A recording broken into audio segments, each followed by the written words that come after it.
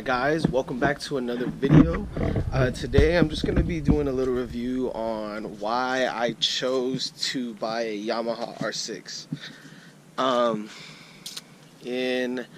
think it was 2015? No. Yeah, I think it's in 2015. 2015, I bought my very first motorcycle off Craigslist, GS 500F. And I wanted to put in a little bit of work into it, you know, get an exhaust and, you know, mod it out a little bit. But I decided, like, you know, why not? Why spend all that money on that bike when I could get a better bike and work on that bike? Which is why in May of 2017, this year, I decided to buy a 2013 Yamaha R6. And the R6 was the Yamaha brand runs a lot in my family. So I have two older brothers in Seattle. Shout out to them, Kuya Jason and Kuya Mil. Kuya Jason currently has a Yamaha R1, and Kuya Mil used to drive a Yamaha R6 and a GSXR, but they both had Yamaha. So I was like, why not? The only issue that I face is that I'm a short guy. I can't touch the floor. My foot is not fully planted on the floor on my right foot, because I stop with my right foot, so it's not fully planted on the floor, which is hard because, like, you know, when you're on a hill or something like that, I can never put it in neutral and just sit up. So it's kind of hard. You know what, I should have probably got a GSXR 600, but I love my bike. I recommend, although, you know, it's jumping from a 500 to a 600 it's a big jump. I recommend learning how to ride it on R6. Don't buy one, or like don't buy a 600 and just go on the street right away. You know, like, obviously learn how to ride it. Take the time to kind of master it a little bit. Take the class to get your driver's license. Take all of those things, and then, you know, gradually learn how to ride it and take it out. If I can go back in time, I would have just started off with an R6, hands down. Just a couple of I've done a little bit of. I did a few modifications, nothing too crazy. I did change out the windshield. I had this one on it before, just a stock one. Fits right on it, see, so. I also did buy MZS's. They're adjustable levers, so since I have really small hands, it's easier for me to, when you come stock like this at number 6, and they're for people with like really big hands, or I guess long hands, but for me I'm at like a 1 or a 2, and it's easier to clutch it. Because same for both sides, you have it on the brake. It's not nice and short distance. So I did get this. I would always recommend keeping your originals. I always recommend keeping your originals, because just in case you want to go ahead and sell the bike, you can always change out the original parts and then sell the bike, then sell out all your modifications.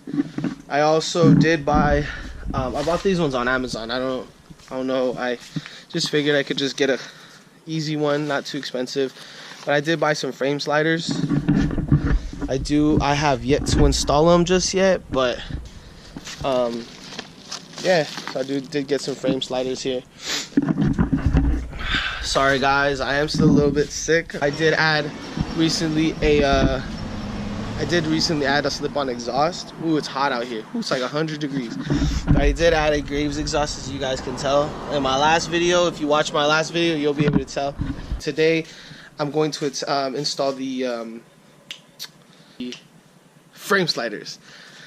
But yeah, that's all for the future. I do plan on either removing all the fairings, painting it all. I want to go with all red.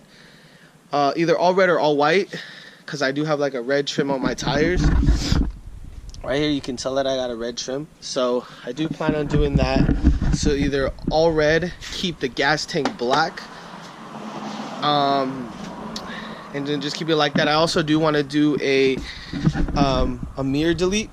I want to take these off and then get the side mirrors that come out through the side of the handles. Oh, and one thing, I do want to get the halo lights headset. So I do eventually want to buy that as soon as I start working. And then that's about it. I mean, bike runs great. Great bike. I absolutely love the R6. If you have any suggestions on any modifications or any recommendations for like breakable levers, because I do want to upgrade that eventually. I just kind of have this setup for now. But I do, if you have any recommendations onto breakable levers, paint places here in the San Fernando Valley in Cali, or any tips on how to paint the bike, let me know, because I'm a do-it-yourself type of guy. That's why everything that you see on here and on my car actually, which I'll get into another video, I did it myself. I had, like I said, the choice to spend $300 to lower my old Genesis coupe, but instead I decided to buy a floor jack stands, torque wrench, impact wrench. I decided to spend all that money on that instead, so that way I could learn how to do it. Now I know how to do suspension on my Genesis. I don't know if it's the same for other cars, but I'm not an expert, but I do, have a better idea and understanding on how to lower a Genesis coupe on Hyundai. I also did learn how to do like brake pads, I have maintenance stuff like that.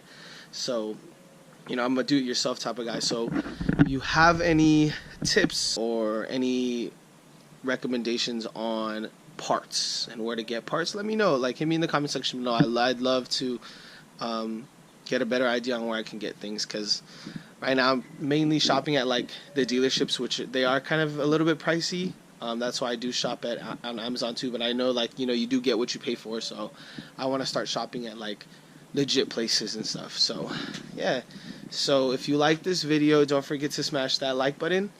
Don't forget to leave me some tips in the comment section below, and also subscribe for more videos, guys. Peace.